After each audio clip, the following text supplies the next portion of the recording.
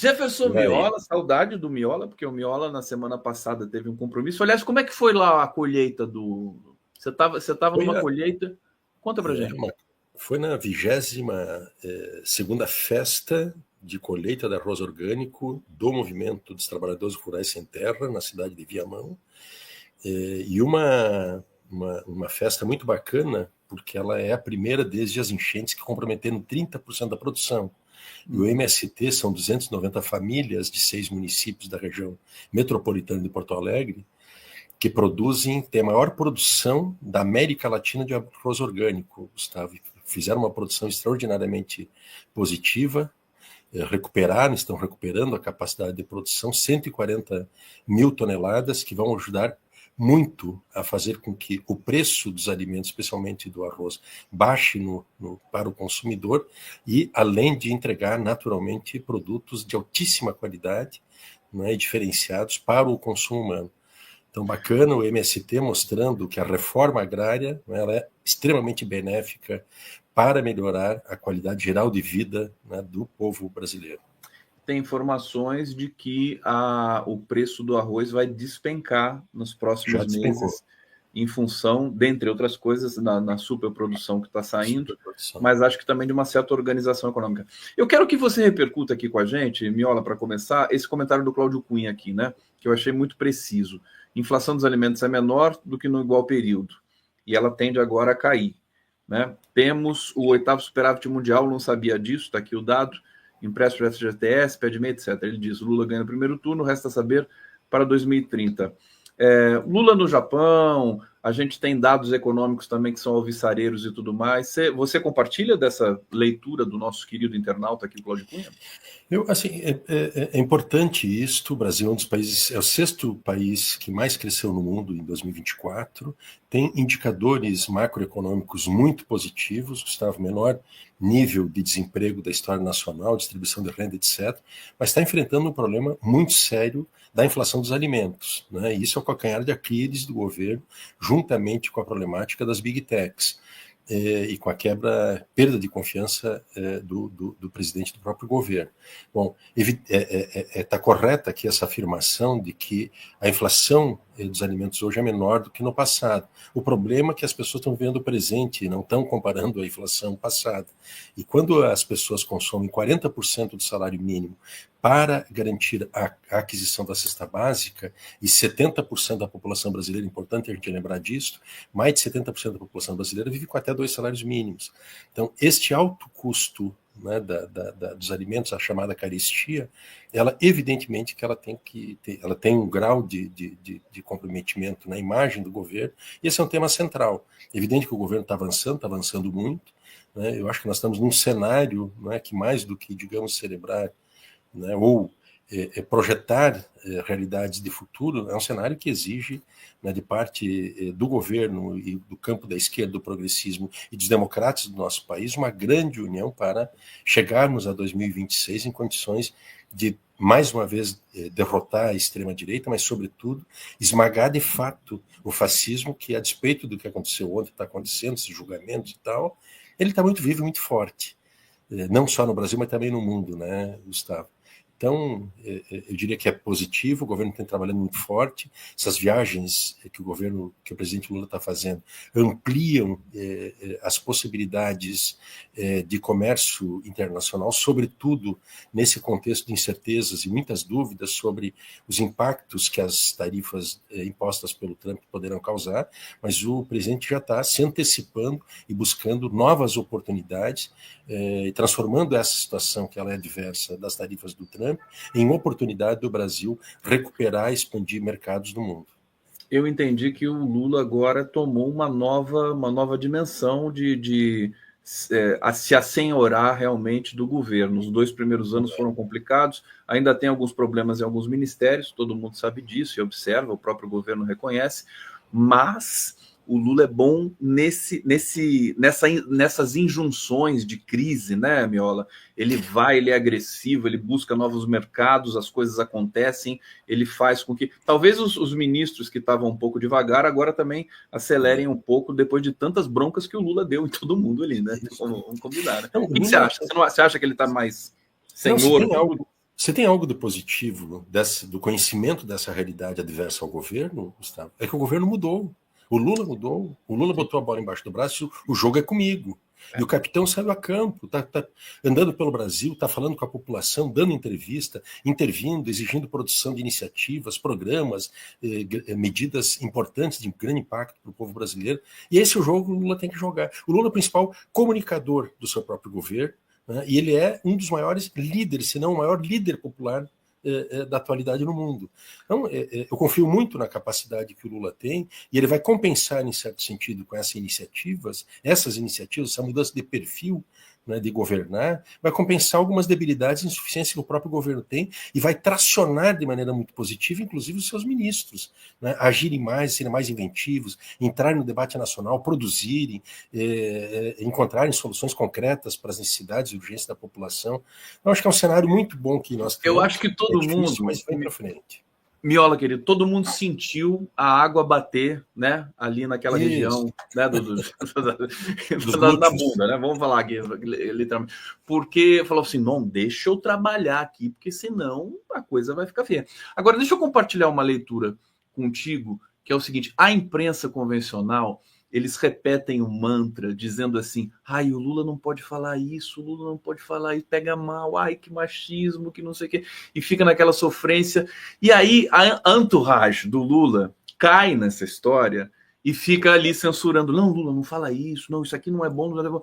Eu achei que ele se libertou disso, que ele tá falando o que ele quer. E eu tô numa campanha do tipo assim, Lula livre, pelo amor de Deus, deixa o homem falar o que ele quiser. Não é, Miola? É muito melhor, né, do que ficar... Porque se ele ficar se autocensurando com algumas coisas, caia a conexão dele com a população brasileira. Claro. Né? O que você acha? Gustavo, assim, todos nós falamos bobagens. Claro. Né? Todos nós. Todos nós. Bom, ninguém está livre disto. Menos ainda o Lula, qualquer cidadão. Então, assim, a relação custo-benefício, né, entre o Lula estar à frente de um projeto de comunicação, falar cotidianamente, opinar, discutir o país, debater, etc., ele comporta esse risco de, eventualmente, algum deslize daqui e dali. Mas, na essência, o que ele faz traciona muito positivamente o governo, coloca o governo na iniciativa política e agendando o debate público nacional. O que a mídia hegemônica está fazendo é reflexo, eu entendo, de uma posição que já estão praticamente definida. A mídia já tem candidato para 2026, não tem compromisso com a democracia. A mídia sabe, e as oligarquias dominantes sabem, que se não for o Lula em 2026, uma alternativa democrática em 2026, vence o fascismo. Mas eles são indiferentes a isso, porque o ódio antipetista e antilulista que eles têm é muito grande. Então a mídia já está fazendo esse bloqueio, isso está se notabilizando, por exemplo, nessa série de pesquisas. Nós tivemos dias de algumas semanas atrás, Gustavo, que era mais de uma pesquisa por dia para massacrar o governo e sedimentar na opinião pública, o terra arrasada, o governo acabou, não tem... Bom, esses dias o mercado faz eles dizem que é uma pesquisa, né, que aquilo que é uma enquete entre os comparsas lá do mercado financeiro, 106 pessoas, olha só, a Quest, que é paga pelo Banco Genial, para fazer essa pesquisa, que diz que a opinião do mercado é uma opinião que o Lula tem que acabar, que 90% não quer mais o Lula. Então, isto faz parte dessa estratégia de desconstrução política do Lula e já ir pavimentando a alternativa que eles querem. O desejo deles é botar um fascista com envelope de moderação no Palácio do Planalto, que é o Tarcísio de Freitas.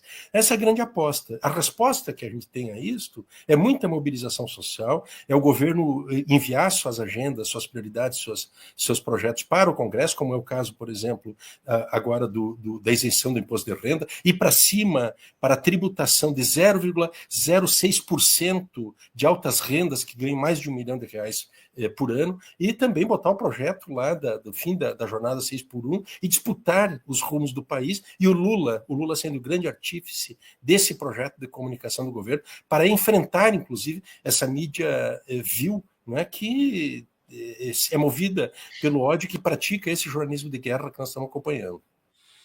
E só para complementar, quando o Lula fala o que ele quer de verdade, né, sem moderações de assessores e tudo mais, ele fica mais forte e a coisa funciona melhor. E que eu acho que é o que está acontecendo agora. Inclusive as coisas de escorregões, que a gente também faz o tempo todo. Isso aproxima do povo Não é o contrário, né, Miola? É incrível.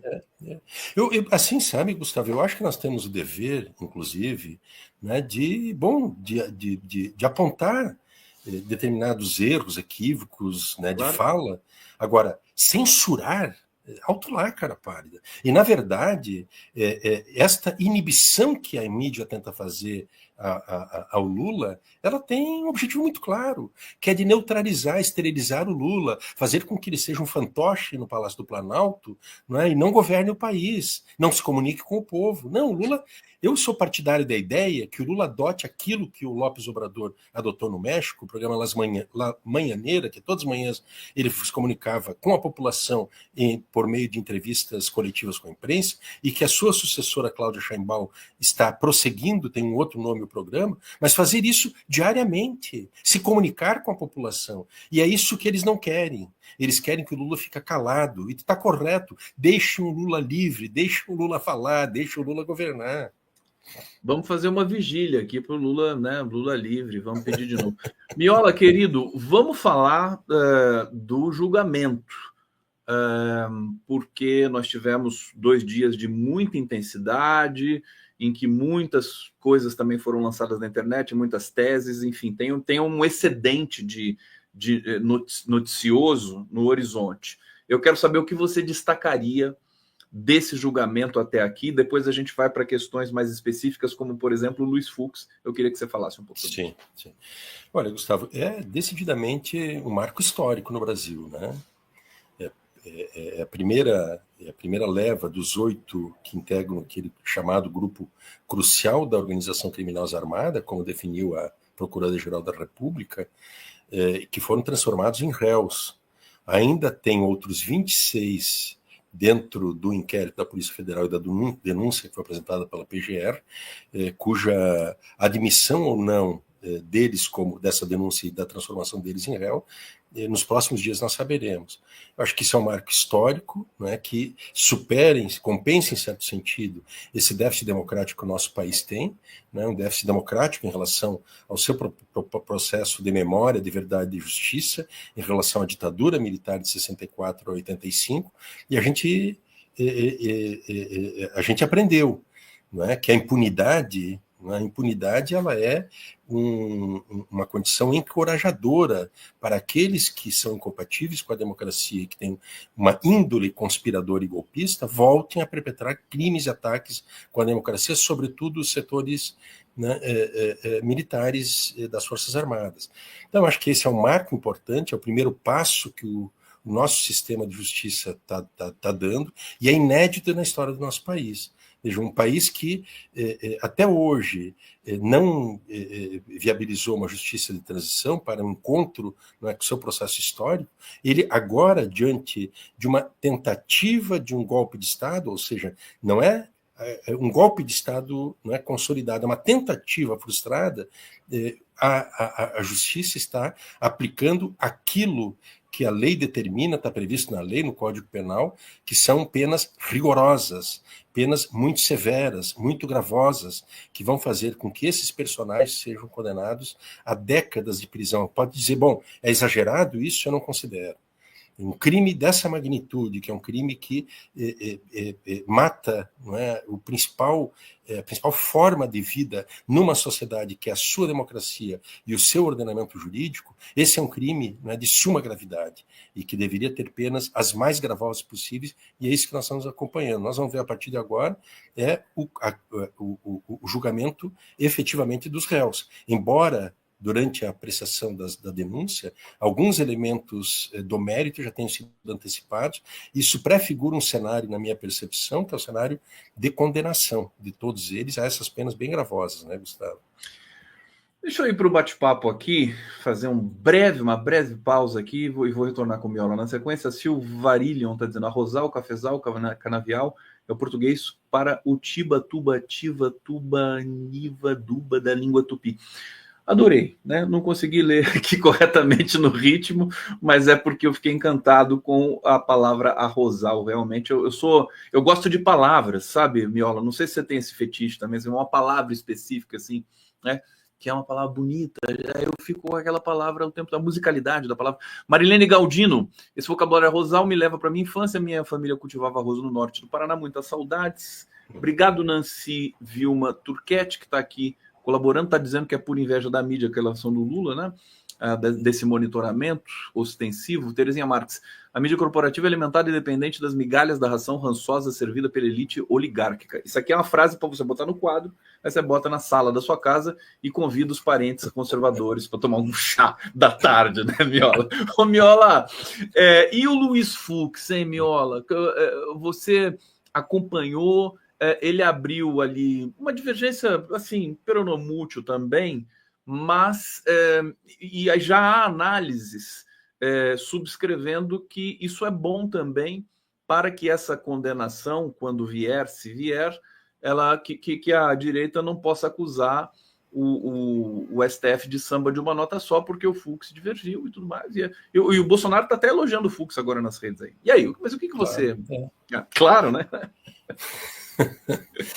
Porque... Não, mas assim, né, Gustavo, são duas divergências que ele abriu, e uma delas é sobre o foro adequado ou não, que era um pedido das defesas para impugnar ou para remeter o processo para o plenário do STF. Esse era um assunto que já estava superado. Então, assim, do ponto de vista da lógica colegiada, aquela demarcação que fez o Luiz Fux, o ministro Luiz Fux, ela talvez assim, não seja a melhor forma de expressar uma lealdade a esse colegiado. Uma diferenciação que ele fez questão de demarcar. E a segunda divergência que ele apontou, embora acompanhou no voto, na decisão final, de aceitar a conversão dos denunciados em réus, é em relação à caracterização que ele faz no caso daquela, que nem estava em discussão ontem, mas ele já antecipou e tornou público, a divergência dele em relação à condenação dada à cabeleireira Débora, né, que ele é conhecida, não é, como a mulher do batom na estátua do STF. Eu acho que os argumentos do Luiz Fux, eles fortalecem muito essa versão bolsonarista e da extrema-direita, não é, de que nós tivemos naquele domingo de 8 de janeiro de 23, não é, um passeio dominical de anjinhos nas praças dos Três Poderes. Então, esse é o significado concreto. E, portanto, Bolsonaro, os bolsonaristas de extrema-direita, têm que celebrar mesmo o Luiz Fux. O Fux é um ministro que me chama muito a atenção, essas divergências que ele traz, a que serve isso que ele está fazendo. Porque algum objetivo deve ter. Algum objetivo, seguramente ele tem, em fazer esta demarcação tão clara. Ele, que durante a Lava Jato, durante o mensalão ao juiz, de altíssimas convicções, né, com base nas ilações, com base nos desejos daquela gangue de Curitiba, mas agora, diante de fatos muito contundentes, daquelas imagens que foram mostradas, né, pelo ministro Alexandre de Moraes no dia de ontem, durante o seu voto, né, e o que consta daquele inquérito primoroso da Polícia Federal e da denúncia muito bem constituída pela Procuradoria-Geral da República, ele não tem tanta convicção. Então, aqui, eu me chamo a atenção, para te dizer bem francamente, assim, eu não saberia dizer a que propósito serve, mas a algum propósito, este posicionamento do Luiz Fux deve estar servindo, sem dúvida nenhuma. Olha, eu também estou, assim, agora com a sua fala, me veio mais, assim, o aspecto deletério do Fux, o passado dele, lavajatista, aquela mensagem do Deltan Dallagnol, in Fux we trust, você se lembra disso? Exato, e exatamente. Ontem, conversando com interlocuções de juristas e tudo mais, um deles me falou, pediu para não expor isso aqui, mas disse que o Fux é sionista. Enfim, também tem mais essa, né? Tem mais essa questão também. E a comunidade israelita brasileira, haja vista aquela reunião do Rio de Janeiro que apoiou o Bolsonaro, são bolsonaristas, todos eles. Isso. Todos eles nada só para as pessoas entenderem que aqui tu não está professando nenhum antissemitismo, né, Gustavo? Não, só dando uma informação. Uma coisa é a religião judaica, a outra coisa é o sionismo enquanto uma corrente política ideológica colonialista e racista, né? E agora nós estamos vendo também, né, genocida. Isso é outra coisa. E ela tem, e o lobby sionista, ele é potente demais, ele é muito forte. Ele faz nos Estados Unidos uma pressão brutal, ele que organiza o posicionamento do sionismo internacional a partir de lá, e ele incide aqui. Eu não descarto essa hipótese também, deste vínculo, que acaba sendo um vínculo ideológico do sionismo com a extrema-direita, e ele como um agente, ou um adepto do sionismo, né, um signatário das teses sionistas, ele pode, né, ter essa posição. Agora, do ponto de vista processual, do ponto de vista desta decisão histórica que está sendo tomado, é um ato menor, é um ato que diminui muito o tamanho dele, porque ele não tem fundamento no que ele está dizendo. E ele não tem sido leal, eu repito, às decisões prévias. Se tem decisões prévias tomadas pela Suprema Corte, aqui há, na minha percepção, o dever de coerência de cada um dos ministros em já.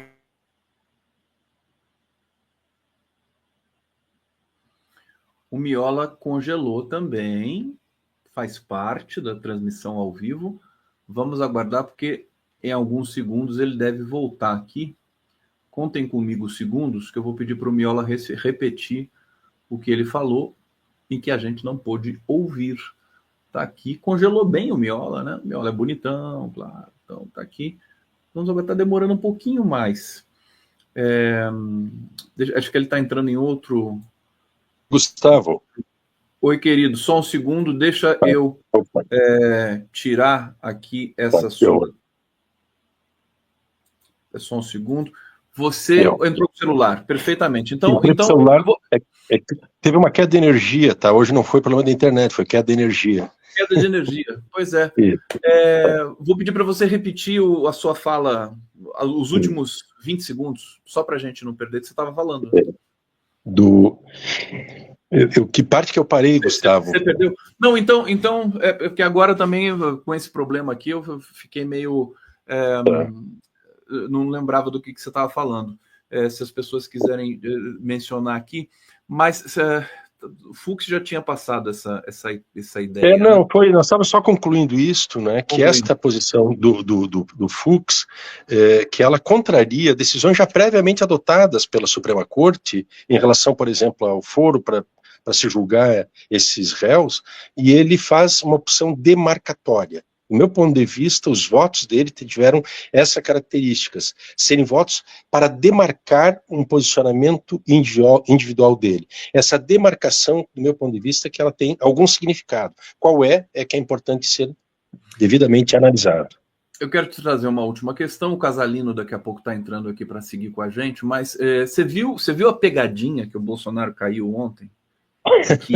Você viu isso? Que ele foi para o Senado? Você viu? Eu vou só contar aqui para a comunidade não ficar curiosa e fazer essa maldade com vocês aqui, né? Alguém mandou uma mensagem para o Bolsonaro na manhã de ontem, dizendo que o Alexandre de Moraes iria pessoalmente colocar uma tornozeleira eletrônica nele no final do julgamento. Ele acreditou. Ele acreditou e ficou em pânico.